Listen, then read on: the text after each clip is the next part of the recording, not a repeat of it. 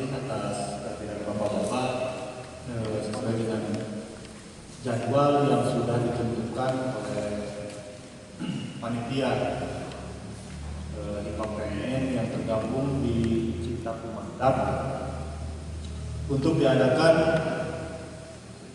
pelatihan calon juri. Mungkin ini jenjangnya pelatihan dulu Pak. Nanti untuk pemberian SK petugas yang bisa berhak melakukan penugasan itu, nanti kami di Dewan Pengurus Pusat akan mengadakan lagi pelatihan untuk pemberian SK pemantapan. Jadi untuk sementara sekarang ini adalah pelatihan calon juri dulu, gitu. Bukan pelatihan untuk juri. Gitu. Tapi untuk jenjang kontes Komber, silakan sambil menimba ilmu dan mengasah kemampuan. Nanti oleh para pengurus setempat ditentukan mana-mana orang yang sudah bisa dan layak untuk diajukan ke pusat untuk dilatih dalam jenjang pelatihan selanjutnya dan mendapatkan surat keputusan dari Dewan Pengurus Pusat. Dan perlu dipahami bahwa untuk surat keputusan SK yang diberikan kepada juri-juri IPAPN itu bukan kami yang membuat, Pak. Bukan bidang penjagaan kontes yang membuat, tapi itu yang membuatnya adalah Sekretaris Jenderal. Sekjen dalam hal ini Pak Iwan Adit, dan yang mendatanginya Ketua Umum Pak Iwan Rio sama Pak Sekjen. Jadi bukan kami, keluar SK itu adalah langsung dari organisasi. Nah ini Pak. Cek bahasa Sundanya barangkali bisa cabutak. Untuk maksud tadinya, tapi hanya sebatas biar lebih interaktif dan lebih memahami. Betul Pak? Kira pati paus sama itu kepengen hikmah gitu, biasa sok gorokan dari rakyatnya bikin web. Nah, tapi saat aja karena materi yang badai kami dijelaskan, asal itu layak patut upami bapak-bapak kira paham pula karena struktur organisasi juri anu aya di Himpunan Peternak Penggemar Ayam Belum Nusantara. Iya Pak. Hanya di Himpunan Peternak Penggemar Ayam Belum Nusantara di mana juri itu ada di bawah organisasi, tidak terpisah. Jadi juri HIPAPN itu berada di organisasi, tidak terpisah. Tidak ada yang namanya dewan juri, Pak. Gitu. Jadi bidang penjurian dan kontes itu hanya ada di Himpunan Peternak Penggemar Ayam Belum Nusantara. Tidak ada di organisasi lain. Ada organisasi lain yang memisahkan ini organisasi ayam pelurnya, ini organisasi jurinya, yang pada akhirnya ketika ada penyelewengan tugas pokok fungsi juri itu organisasi tidak bisa mengontrol. Tapi di IPAPN juri ini tetap terkontrol oleh organisasi karena juri berada di bawah organisasi Pak. Dan keunikannya bidang penjurian dan kontes itu hanya ada di Dewan Pengurus Pusat, hanya ada di DPP, DPW, DPD, apalagi DPC itu tidak boleh ada bidang penjurian dan kontes Pak. Jadi untuk juri, bidang penjuri itu hanya ada di pusat, DPW itu nggak ada. Kalau DPW ada struktur di bawahnya misalkan bidang-bidang tidak ada dan tidak diperbolehkan ada bidang penjurian dan kontes. Yang mengatur tentang juri itu hanyalah pusat, organisasi pusat di DPP. Begitu. Biar terkomando, biar terpusat ke atas Pak. Kalau di wilayah nanti ego sektor dan tidak ada juri pol, tidak ada juri permintaan. Misalkan ada panitia yang meminta permohonan juri meminta kami mengadakan kontes vokal terbuka memohon juri si A, si B, si C, tidak. Tidak. Yang menugaskan itu hanya di bidang penjurian dan kontes. Siapa saja yang bertugas. Tidak ada permintaan juri. Kami yang ingin juri si Anu. Untuk kontes ini kami ingin juri si Anu. Tidak ada. Hanya kami yang berhak menentukan juri siapa yang bertugas disesuaikan dengan jenjang kontesnya. Nah, itu Pak. Yang kedua, untuk jenjang kontes, ini berhubungan dengan juri, ada 5 jenjang kontes yang disahkan oleh Dewan Pengurus Pusat hasil Rakernas 2019. Ada 5 jenjang kontes, Pak.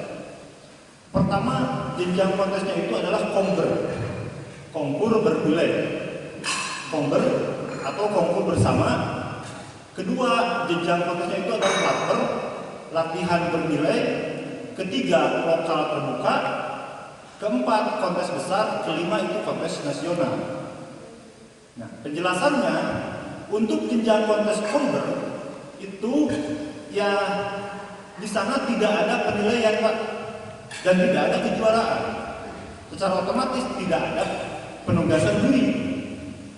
Tujuan adanya jenjang kontes konkur, meskipun namanya jenjang kontes, itu adalah latihan-latihan biasa, ajang silaturahmi, Pak, ajang pengenalan organisasi, ajang pemahaman tentang ayam pelung, ajang diskusi, gitu. Bisa dijadikan juga sebagai ajang jual beli, gitu. Ajang pelatihan pendidikan dasar, latihan-latihan biasa lah, Pak. Kumpul bareng setiap hari apa, kumpul di sana, itu tempat latihan konkur. Nah, itu sudah diputuskan konkur namanya. Tidak ada tidak ada kejuaraan seperti apa-apa. Lalu jenjang kontes yang kedua itu adalah latber, latihan bernilai. Bukan latihan bergengsi, Pak. Bukan. Karena tidak seksi kalau ayam itu. Tapi latihan bergengsi, latihan bernilai. Kalau di daerah Jawa Timur itu sebutnya jembar. Jemur bareng, konkur itu jembar. Kalau di sini latber, latihan bernilai. Nah, ketika masuk ke jenjang kontes latber, latihan bernilai, itu sudah ada kejuaraan yang ditentukan. Secara otomatis ketika sudah ada kejuaraan yang ditentukan, harus ada penilaian. Ketika ada penilaian, harus ada siapa yang menilai. Juri. Baru ada permohonan juri, penugasan juri dari bidang penjurian kontes. Nah, aturan latber, latihan bernilai itu, aturannya pertama untuk ayam dan peserta yang bisa hadir dan mengikuti jenjang kontes latber itu dibatasi, Pak. Yaitu untuk peserta dibatasi, pesertanya tidak boleh dari luar daerah tempat diadakan latber tersebut. Misalkan diajarkan latber oleh DPD atau DPC, gitu kan, di Ciamis, di sini, di luar Ciamis itu tidak bisa menghadiri, pesertanya tidak bisa menghadiri. Atau ini misalnya dari Cinta Kumanta pada beberapa, di luar Cinta Kumanta tidak boleh hadir. Sebagai peserta latber, ingat, sebagai peserta latber. Dan ayamnya pun dibatasi. Ayamnya adalah ayam yang belum pernah juara. Tidak ada batasan.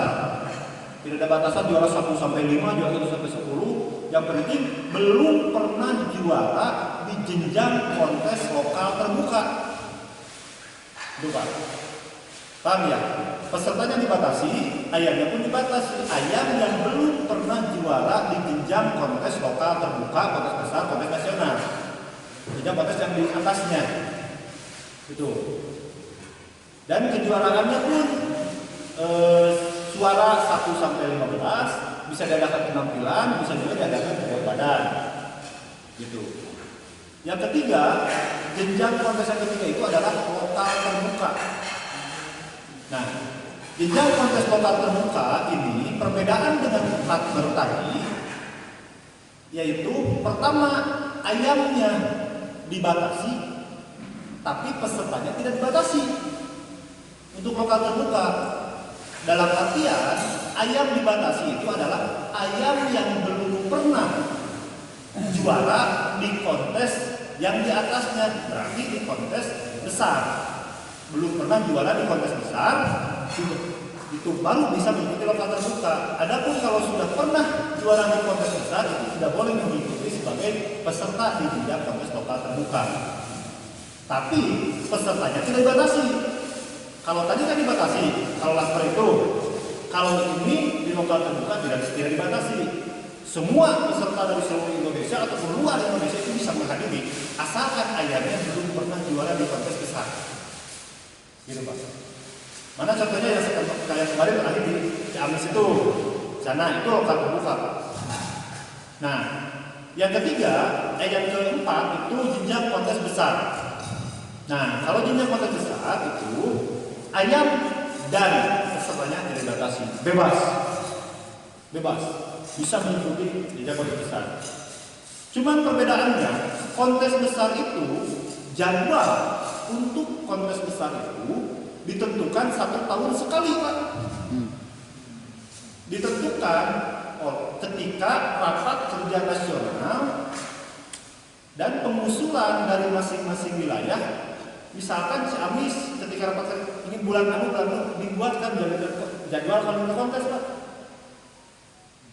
Selama 1 tahun jadwal kalender kontes. Dan itu jadwalnya per 1 tahun. Gitu. Tidak bisa dirubah lagi. Gitu. Kecuali ada perubahan yang di luar dugaan. Di luar dugaan seperti kemarin kan sudah dijadwalkan selama 1 tahun periode 2020 itu kita tidak bisa mengadakan pertemuan itu, tidak ada yang barunya karena terhambat oleh COVID. Jadi belum ada kontes besar itu untuk 2020 gitu. Nah, itu penjadwalannya itu ketika rakernas awal tahun, biasanya awal tahun setiap daerah mengusulkan untuk kontes besar bulan apa, tanggal berapa, atau minggu berapa. Itu selama periode misalkan kalau sekarang 2021 kalau sudah ada rakernas lagi selama periode 2021 itu tidak dibatasi. Lalu yang terakhir itu adalah kontes nasional. Nah, kontes nasional itu perbedaannya kontes nasional itu adalah kalau dulu ada yang jenjangnya Memajar Kasih, yang terakhir di PAPN yang mengadakan di IPB ya, di Bogor. Nah, peserta yang mengikuti kontes nasional itu adalah ayam-ayam yang pernah juara selama periode 1 tahun di kontes besar. Kan ada jenjang kontesnya, Pak. Jadi setelah semua selesai kontes besar yang dijadwalkan sudah selesai, ayam-ayam tersebut yang pernah juara selama 1 tahun tersebut ditandingkan ulang di kontes nasional. Gitu. Di kontes nasional akhir tahun berarti tahun ditambah kuota hasil seleksi masing-masing wilayah sesuai dengan kuotanya nantinya seperti itu, Pak. Tapi belum ada karena kemarin kontes besarnya kan kita terhambat 2020 tidak ada.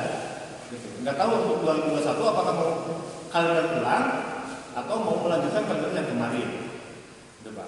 Nah kontes nasional itu yang namanya bintang-bintang, Pak. Karena juara-juara yang di kontes besar selama 1 periode itu dikumpulkan di sana ditandingkan. Itu yang namanya bintang-bintang atau perang bintang. Itu sebetulnya yang namanya perang bintang itu di sana, Pak. Nah, lalu apa pertanyaannya? Kenapa sekarang perang bintang? Ada perang bintang. Nah, semata-mata perang bintang itu setiap jenjang kontes diadakan itu hanyalah bumbu penyedap. Karena tadi kan ada batasan. Ketika lapar ada perang bintang itu tergantung panitia mau ada atau tidak. Tiba-tiba ketika lapar ada tamu dari luar mau ke sana atau sudah tamu masa kita tolak. Nah, diadakanlah fasilitas perang bintangnya. Dan ada juga ayam yang pernah juara tapi ini itu. Nah, di sana difasilitasi perang bintangnya termasuk di lokal terbuka. Lalu ada pertanyaan, apakah status juara perang bintang itu sebagai juara kontes? Tidak. Di kami di bidang penjurian dan kontes juara perang bintang itu tidak ada catatan kejuaraan. Itulah hanyalah bumbu penyedap. Yang kami catat itu adalah juara suara penampilan umum kontes umumnya, kategori umumnya, Pak. Kategori perang bintang tidak kami catat. Tidak kami catat.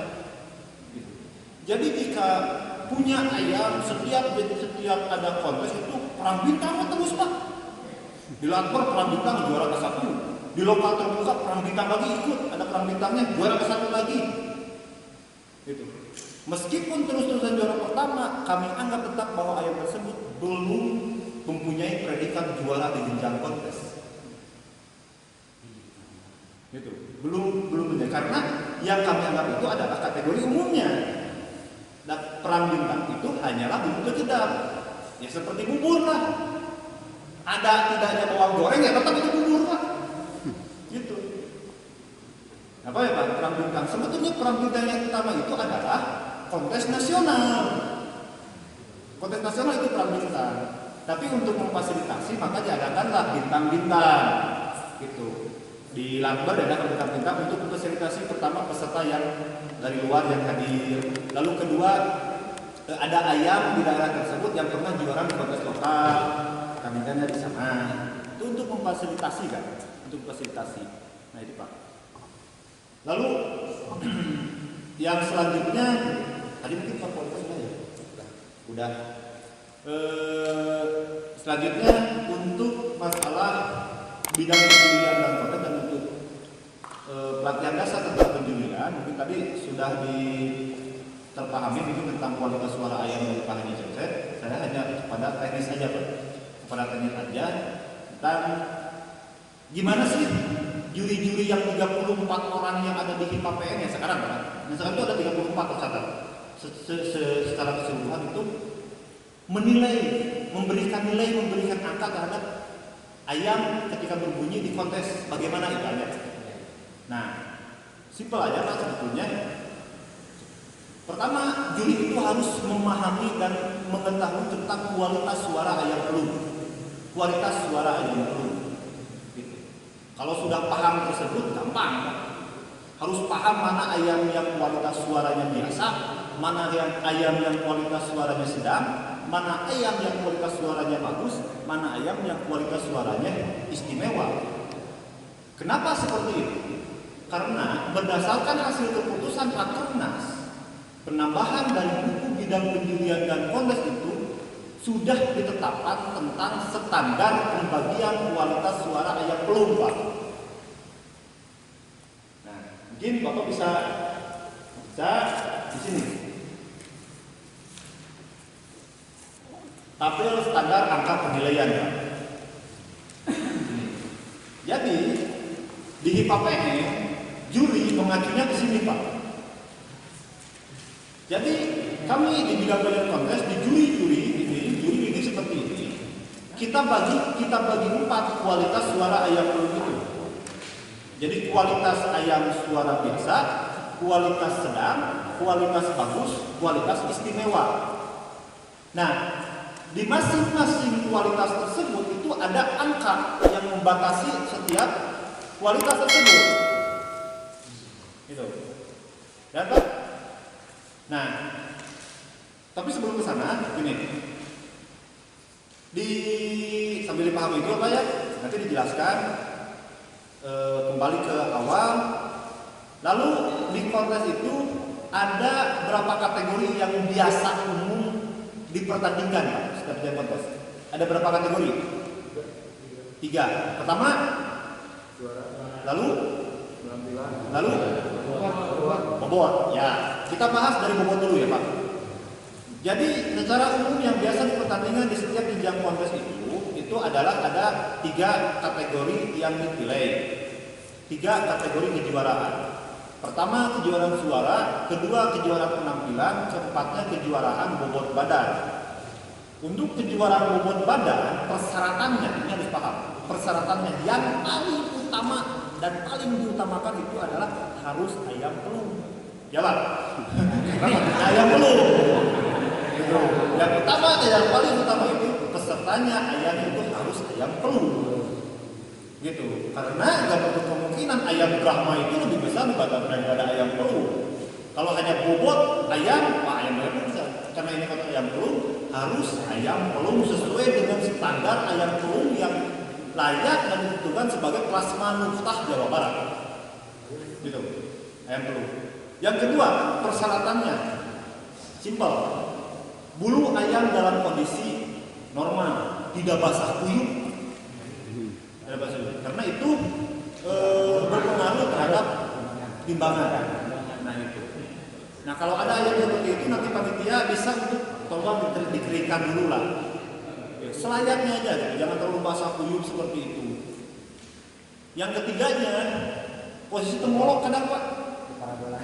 Tembolok itu bukan harus kosong, bukan harus kosong, tapi tembolok itu harus standar. Ayam kecil masa temboloknya besar Pak, seperti itu. Dan maaf aja. Kebanyakan kalau orang konsentrasi ke bobot itu kadang menyiksa ayam Pak, dan itu tidak memberi kehewanan buat kami itu. Jadi temboloknya normal aja. Kalau ada tembolok yang berlebihan itu berharap panitia yang menimbang itu untuk di cancel. Bulu yang normal, tembolok juga yang normal. Lalu kedua kategori yang berbeda adalah kategori penampilan. Kenapa saya jelaskan seperti ini, seperti ini? Karena di paparan itu tidak, dari awal saya bilang tidak ada juri khusus Pak, tidak ada juri spesialis pakai telur, tidak ada. Juri di paparan itu adalah juri di paparan, tidak ada yang namanya juri suara, tidak ada yang namanya juri penampilan. Jadi semua ketika jadi juri di paparan harus paham, penampilan harus paham, suara pun harus paham. Karena tidak menutup kemungkinan ketika kami menugaskan Anda hari ini bertugas sebagai juri penampilan, besok lusa bisa kami tugaskan sebagai juri suara, besok lusanya lagi bisa kami tugaskan sebagai koordinator lapangan. Harus siap. Siap ya Pak? Siap. Harus siap. Juga jumlah bentuk kepala yang bagus yang seperti apa, bentuk badan yang bagus seperti apa, bulu seperti apa, gitu kan? Kaki, keserasian dari keseluruhan, dari bawah sampai dari atas sampai ke bawah. Secara gambaran, secara umum lah misalkan. Untuk kepala itu harus bulat lonjong. Kalau di gambaran seperti telur ayam aja, telur ayam lonjong, gitu. Bentuk jengger besar, berdiri, tapi simetris tapi tidak teras lah gitu Pak. Ayam geber marani lagi. Kan ayam tanya kadang agung juga kecil gitu kan. Ada seperti itu namanya. Lelis liar nih. Itu kan gitu. Warna jengger itu sehat. Merah sehat, gitu. Merah sehat. Lalu untuk luasan jengger itu sebetulnya tidak ditentukan ganjil dan genap Pak, karena rata-rata ayam pelung itu ganjil. Yang penting kerapihannya aja, simetrisnya itu. Jengger bawah bukan yang bulat, tapi nua ganoy. Ada kan jengger itu yang bulat ya, yang bulat seperti itu, tapi ini yang ini. Rata-rata dan seimbang gitu antara jengger antara piang bawah dengan jengger atas, harus seimbang. Bentuk paru besar, tebal, warna paru itu sama dengan warna kuku biasanya, warna kuku. Mata kadang disesuaikan dengan bulu Pak. Gitu. Ada mata-mata yang memang nurun sukunya ke bulu Pak. Jadi misalkan gini, jarang kasusnya atau kebanyakan ayam yang bulu merah itu atau hitam, matanya itu kebanyakannya agak gelap-gelap dan sayu gitu Pak ya. Temoncong seperti panon jagung gitu kan, seperti gitu. Nah itu, alis tebal kelihatan seperti itu. Telinga bersih, penting kesehatan. Dari beheng gitu kan, leher panjang imbang. Lalu bentuk badan itu yang kokoh, besar, dada lebar Pak. Jadi ketika ayam itu tegak itu kelihatan gagahnya itu, badannya itu. Lalu dari bulu itu harus bersih Pak, sehat, tidak kering. Basah itu bukan dalam artian dibasahi oleh air, tapi mengkilat kelihatannya, dan itu menandakan ayam yang mengkilat itu ayam yang sehat. Karena berhubungan di sana. Lalu kaki yang kokoh, tegak, kokoh, CI atau apa ya sebenarnya itu, taji itu yang lurus, runcing. Makanya kalau orang Cianjur itu jarang yang motong CI. Ya, Sukabumi, Cianjur itu jarang yang potong taji. Potong tajinya itu ya ketika mau dijadikan pejantan aja. Kalau ketika konteks itu lurus aja terus. Gitu. Nah, bentuk sisir yang rapi, Pak, agak menonjol, bulat seperti putih ya, putih. Itu kan rapi sisirnya itu.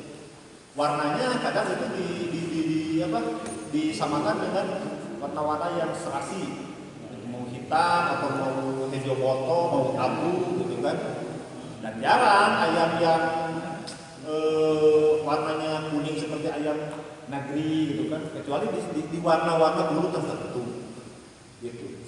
Bentuk ekor besar, bentuk ekor itu besar, tebal, bulu-bulunya tebal dan menguai gitu kan, bukan hanya serek sadapur. Serek sadapur, nah itu kalau serek sadapuran kumaha gitu Pak, gitu kan.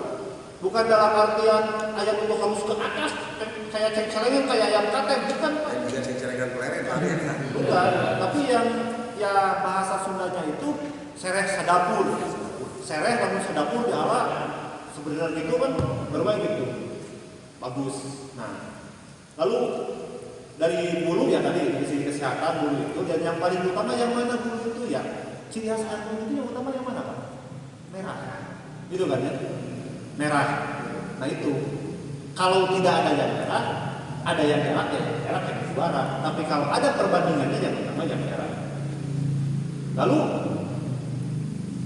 ada sering kejadian, ada satu kasus misalkan di dua ayam.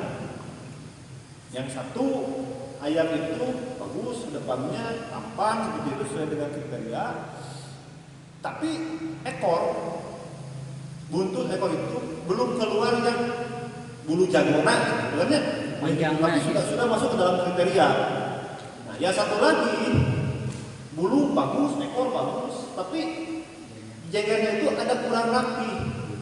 Pertanyaannya, yang mana yang menjadi satu dan yang kedua? Tinggal pertanyaannya dikembalikan lagi. Kita ini menilai apa? Menilai penampilan. Logikanya, kalau kita melihat, menentukan laki-laki atau perempuan di jalan, dikatakan tampan atau dikatakan cantik, itu dari pantatnya atau dari kepala dan dari wajahnya? Ekor. Kalau Pak Haji Jaja dari ekornya, dari pantatnya. Menyatakan tampan itu dengan wajah, berarti dari wajah itu yang paling utama. Yang paling utama itu kan. Jadi dapatnya dulu. Karena penampilan identiknya dengan ketampanan. Tapi ini mengukur terhadap posisi kesehatannya juga, kesehatan ayam itu juga harus diperhatikan Pak. Perhatikan dan simpel lah untuk di penampilan itu, dengan pemahaman tentang bagaimana ayam nanti ada di buku penjelasan komplis, mungkin di panitia nanti diperbanyak. Di sana sudah ada bagaimana ayam-ayam yang kepala, leher, badan, kaki, bulu yang utama yang seperti itu sudah ada di sana. Tapi yang sifatnya enak aja. Kalau kita jadi juri penampilan, jangan terlalu teliti, tapi harus teliti juga. Kalau udah masuk bulunya sudah nggak sehat, kering, kerontang seperti itu, atau jenggernya sudah ada yang cacat, ya udah jangan terlalu teliti Pak, nilai aja terendah. Toh selama 20 menit ketika penilaian, misalkan ayam tersebut ekornya pendek, apakah 20 menit itu ekor bakal panjang? Enggak kan? Simpel cepat gitu Pak. Kecuali kalau sudah ada ayam yang masuk ke dalam kriteria, baru kita teliti. Dari atas sampai ke bawah gitu. Atas baru tiba-tiba aja ke bawah nih kakinya rengkel, udah selesai Pak. Udah kalau mau 30 semuanya ya udah 30, toh enggak ayam rengkel seperti ini selama 20 menit enggak bakal jadi lurus. Itu kan? Simpel. Lalu lihat dari segi kesehatan ayamnya, lihat dari bulu apakah sehat atau tidak. Karena kan ada ciri-ciri ayam yang tidak sehat. Gitu. Dari kakinya itu, kaki kan kaki ini sebetulnya untuk kategori penampilan harus empuk. Berarti tidak bobotolan, gitu kan? Untuk bobotolan. Nah, itu Pak. Sementara untuk penampilan sebetulnya gambaran terbosnya Pak. Lalu menginjak kepada suara. Oke. Menginjak kepada suara.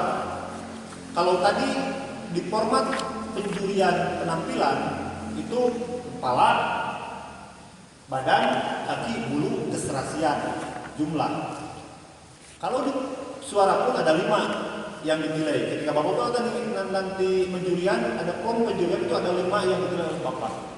Pertama suara awal, yang kedua suara tengah, yang ketiga suara akhir, yang keempatnya irama, yang kelimanya keserasian. Ada 5 dan jumlah. Ulangi, suara awal, suara tengah, suara akhir, irama, keserasian. Atau simpel aja bahasa orang tua dulu, atuis. Simpel kalau bahasa apa? Angkatan tengah ujung irama keserasian, atuis. Angkatan A, angkatan T tengah, U ujung, I irama, S na keserasian. Atuis. Nah, orang simpel contohnya atuis. Jumlah 25 itu adalah atuis, angkatan tengah ujung irama keserasian.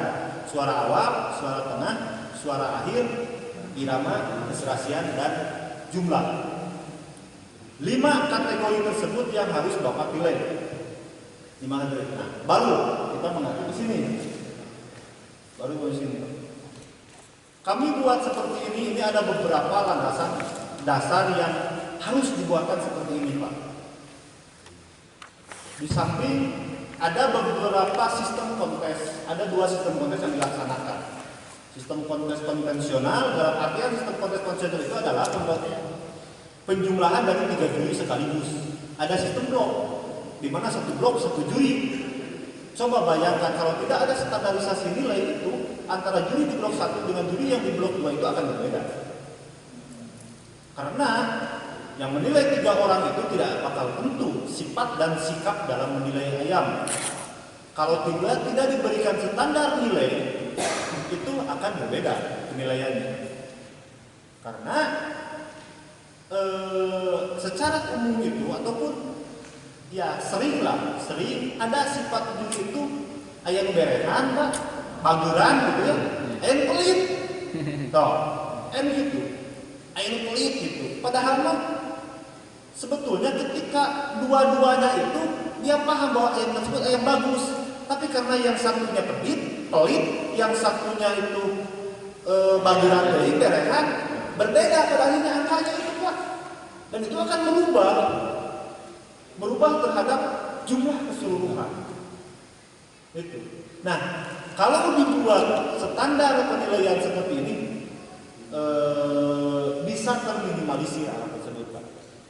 Karena di sini kita bagi jumlah dari kualitas suara dari biasa, sedang, bagus, dan istimewa. Dan di sini ada jumlah atuisnya, Pak. Jumlah atuisnya.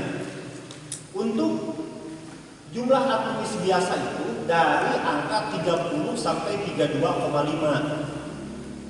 Untuk ayam yang sedang itu dari 33 sampai 35,5. Untuk suara ayam kualitasnya bagus dari 36 sampai 38,5. Untuk suara ayam yang istimewa dari 39 sampai angka 50.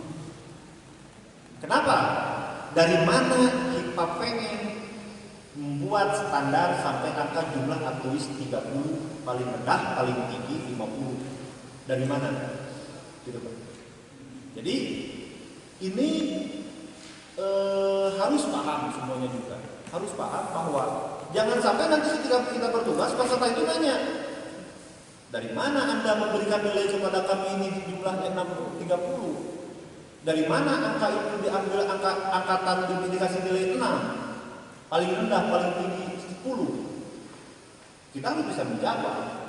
Kita menentukan angka 6 itu tidak hanya semata-mata itu 6 harus dikasih. Gitu. Atas dasar kita musyawarah sama sepuh-sepuh sama tokoh-tokoh.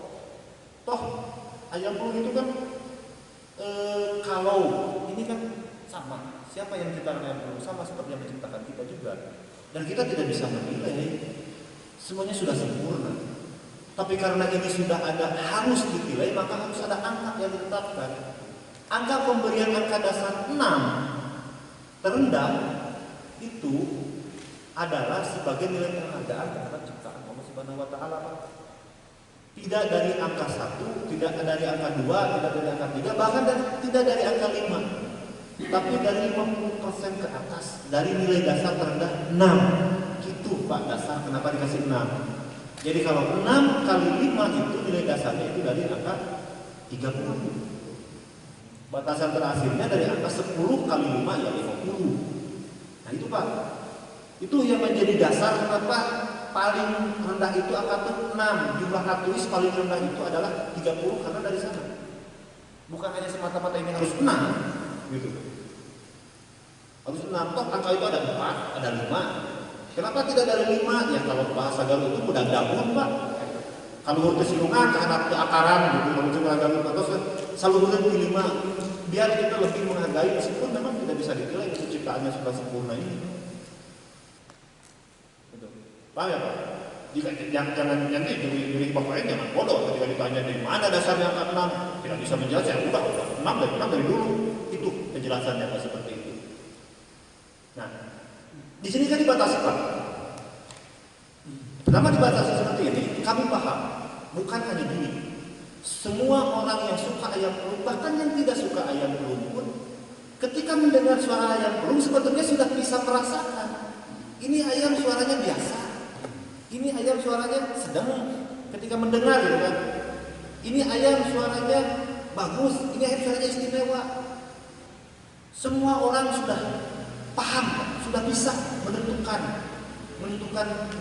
ayam tersebut. Apalagi juri yang dididik, apalagi juri yang dilatih. Paham semua juga. Ketika mendengar di mana ya ayam, kalau ayam bahkan ini suara ayam bagus, berarti kelihatan ayamnya. Sudah bisa menentukan. Tapi yang sulit itu adalah menentukan kata bagus ke dalam angka berapa, gitu kan Pak ya? Ini ayam jelek. Ketika konteks ayam jelek itu harus punya angka Pak. Gitu. Apalagi ayam sedang, ayam bagus, ayam istimewa harus punya angka. Tapi yang paling sulit menilai ayam jelek itu dari berapa sih standar angkanya? Ayam sedang itu dari berapa sih standarnya? Nah ini kita buat untuk mempermudah bapak-bapak semua ketika menilai ayam. Ketika bapak mendengar suara ayam di kontes itu adalah biasa, maka di sana angka nilai biasa itu atulis itu dari 30 sampai 32,5. Di sana batasan ayam suara biasa. Atau secara kasarnya ayam jelek. Ya Pak. Saalus-alus nak hayam panu butut moal leuwih di 2,5. Sebagus-bagusnya ayam jelek tidak akan lebih dari angka 32,5 atulisnya itu. Itu Pak. Sejelek-jeleknya ayam yang cukup, standar kualitas cukup tidak akan kurang dari 33. Karena ayam yang kualitas cukup itu dari 33 sampai 35,5. Tapi sebagus-bagusnya ayam cukup, kualitas cukup itu tidak akan lebih dari 35,5. Iya Pak. Termasuk ayam bagus, ayam istimewa kan sudah ada standarisasinya, ada pembagiannya. Ayam biasa dari 3 itu sudah ada. Nah ini kan untuk salah satunya pertama tadi untuk meminimalisir sifat dan sikap juri yang seperti itu.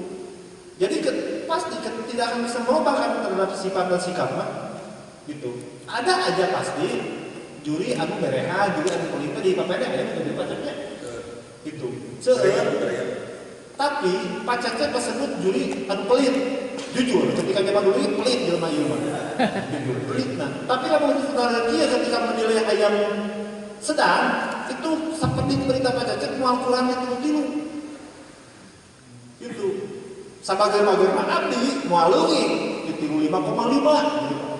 Jadi yang pada akhirnya ayam yang kualitas sedang tidak akan bisa menggeser terhadap ayam kualitas yang bagus. Ayam kualitas yang bagus tidak akan turun menjadi ayam kualitas cukup. Jadi tidak akan tergeser Pak. Karena setinggi-tingginya ayam yang cukup itu cuma di angka atulis 35,5. Sejelek-jeleknya ayam yang kualitas bagus itu paling rendah itu 36. Betul ya Pak? Betul. Coba aja jumlah gitu. Nah itu tinggal Bapak memahaminya, tinggal Bapak pemahamannya ini ayamnya kualitas bagus, kualitas sedang, kualitas istimewa seperti itu Pak. Dan itu sudah paham, sudah enak kalau sudah ada ini. Dan di sini ada range-nya, ada jaraknya, ada jarak untuk kualitas suaranya itu. Nah ini. Nah, lalu ke teknis Pak.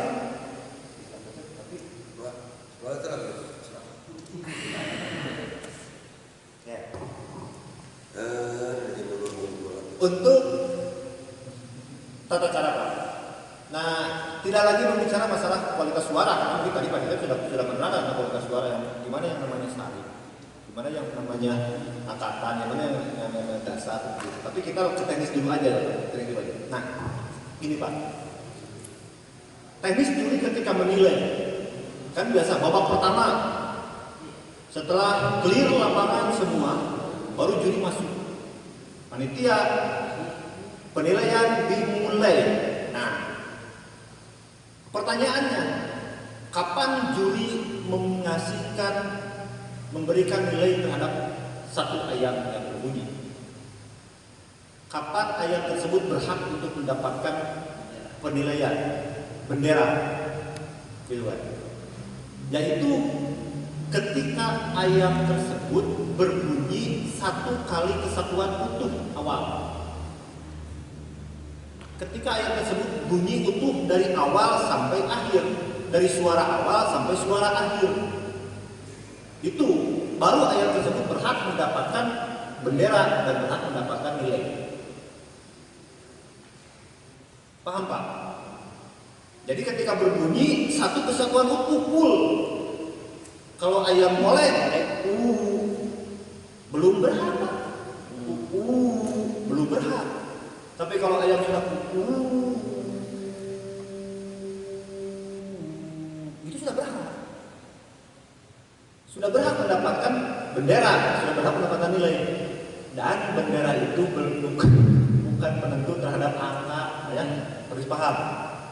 Jadi kadang saya waktu di Madiun dan waktu di Madura menganggap bahwa bendera merah itu angkanya 100 Pak. Serius. Angkanya bendera 100, kira ini kontes burung mungkin ya. 100 katanya. Bendera biru itu yang 75, bendera kuning itu. Berarti itu, jadi anggapnya seperti itu Pak. Padahal bendera itu adalah sebagai tanda juri masing-masing, gitu kan. Rata-rata bendera itu merah, biru, kuning, gitu kan. Penampilan putih, gitu kan. Penampilan putih, itu rata-rata seperti itu sebagai penentu juri bahwa yang tersebut sudah ada. Kalau bendera merah itu berarti sudah dipilih oleh juri yang memegang bendera merah. Sama asal selanjutnya seperti itu. Nah itu di daerah Jawa tersebut itu anggapannya bendera merah itu dapat angka 100 Pak. Betul. Angka 100 gitu. Juri lah. Begitu itu Pak. Berhak mendapatkan itu ketika itu. Nah, teknis cara penilaiannya kalau ada bol sih enak ya Pak. Bapak itu kan punya ini. Suara awal, suara tengah, suara akhir, irama dan keserasian sejumlah. Ya. Mungkin ini hanya teknis saja yang biasa, tapi pada akhirnya itu hasil dari teknik Bapak di lapangan nanti menilai itu mau seperti apa yang cepat. Yang penting jangan keluar dari standar penilaian seperti ini. Tapi kebanyakan kalau biasanya juri-juri itu berdaya seperti ini Pak. Ketika masuk lapangan, taruh ayam nomor 10 bunyi satu kesatuan utuh, berarti berhak mendapatkan nilai. Dia itu membayangkan, oh ini masuk ayam bagus. Menurut juri tersebut, menurut saya ini ayam bagus. Masukkan ke sini. Ayam bagus itu dari standar angka berapa? 35 sampai 36 sampai 38,5. Nah, yang masukannya biasanya itu jumlah atuisnya dulu Pak. Jumlah atuis terendah dari kualitas suara ayam. Kalau kita mendengar suara ayam pertama itu bagus menurut kita selaku juri, bagus, masukkan jumlah atuis terendah di jumlahnya. Langsung simpan 36. Baru sebab biar kita tidak lupa, di sana itu ada kan angkatan awal, tengah, akhir. Itu irama keserasian. Di mana yang unggulnya kasih tanda? Kalau Pak Cecep lain lagi, yang banyak pengalaman gitu. biar lebih mempermudah ini, kasih tanda biar kita bentuk dengan yang lain. Oh ini yang istimewanya di angkatan, di suara awal, kasih tanda apakah mau ke angka 7 misalkan itu 7 atau 7,5 gitu. Yang satu lagi bagus sama nilai bagus terendah 36, tapi tengahnya kasih tanda tengahnya. Itu sebagai pembanding kan Pak? Ya, sebagai pembandingnya. Termasuk ada ini iramanya yang bagusnya. Nah seperti itu. Nah, ketika satu periode kita penilaian waktu yang ditentukan 30 menit atau 15 menit atau berapa menit yang ditentukan oleh panitia itu, kita sambil terus kontrol Pak ayam tersebut apakah terus meningkat, apakah ternyata ayam tersebut turun, gitu kan? Atau ayam tersebut standar terus stabil. Nah itu. Nah di sana Pak ada dua filosofi yang menjadi acuan, Kenapa ketika kontes harus ada waktu yang ditentukan berapa menit? Gitu Pak. Di sana filosofinya, kenapa harus ditentukan? Karena selama periode tersebut itu juri itu menilai itu bukan hanya satu kali dia punya bagusnya, tapi sampai kepada tingkat performa konsistensi ayam tersebut ketika berbunyi, performa ayam tersebut ketika berbunyi. Maksud dari performa itu bukan gacornya Pak, gitu. Tapi mengeluarkan ayam suara yang bagusnya itu berapa banyak, gitu. Berapa banyak, konstan atau tidak? Karena mungkin tadi sudah dibilang, ada ayam itu kan ada yang kebat muka, ada yang sari muka, ada juga kasus yang seperti ini. Ketika ayam tersebut, nah tadi, kenapa harus dari nilai terendahnya Pak dari kualitas tersebut ya? Kenapa harus dari nilai terendahnya? Jika ada sebuah kasus seperti ini Pak, sering, bukan jika, sering. Ada ketika pada situ ayam yang seperti ini kan, ketika berbunyi awal, dia ketika berbunyi ayam itu, suaranya itu istimewa. Masukkan ayam itu istimewa. Awal itu dia langsung suara istimewa. Nilai istimewa terendah 38 gitu kan, 39 langsung. Tapi selama batas waktu yang ditentukan oleh panitia atau 15 menit atau berapa menit itu enggak keluar lagi. Ya maksudnya? Hanya satu kali tadi awal. Tidak keluar lagi. Itu suara emas yang tadi itu dia keluar, bahkan menindak kejelekan kesananya itu. Bukannya maju tapi malah mundur. Nah, sampai batas waktu yang ditentukan terakhir habis tidak keluar lagi Pak. Maka juri itu jangan takut untuk menurunkan angka atuis. Itu Pak. Angka atuisnya menjadi 38,5, menjadi standar kualitasnya itu suaranya itu kepada bagus, sangat bagus. Ya, sangat bagus. Bukan kita ini kan menilai Pak, menilai suara. Bukan hanya menilai terhadap kualitas suaranya, tapi menilai suara harus ada angka. Berarti dari segala aspek kita nilai, dari performa ayam. Kalau ada kan ya cukup satu kali ayam berbunyi udah, kalau bagus ya udah bagus, udah perlu dirubah kan seperti itu Pak. Kalau seperti itu keinginannya, kenapa harus ada jenjang waktu selama penyisihan 10 menit, 15 menit? Ya udah juri duduk 3 orang panggil ayam nomor 1 silakan mau ke sini. Ya seperti itu kan Pak. Nggak perlu capek juri keliling satu lapangan gitu. Ya udah aja tinggal panggil ayam nomor 1, ayam nomor 50 maju ke depan, coba bunyikan. Itu kan seperti itu Pak. Ya. Ketika bertanding itu ada waktu yang ditentukan itu, yaitu untuk mengukur sampai sejauh mana kestabilan ayam tersebut mengeluarkan suara bagusnya, mengeluarkan suara keistimewaan suaranya. Seperti itu. Nah, ada kasus yang terbalik Pak. Ya, ada kasus yang terbalik. Ketika awal masuk, silakan dulu waktu penilaian dimulai, ayam tersebut nggak bunyi Pak. Nggak bunyi terus aja nggak bunyi. Bukan makan jadi memang efek itu bisa gitu ya. Efek itu bisa ngorok kan itu bisa gitu. Padahal bisa ada kakawut gitu Pak, di balai tahu Pak di bawah.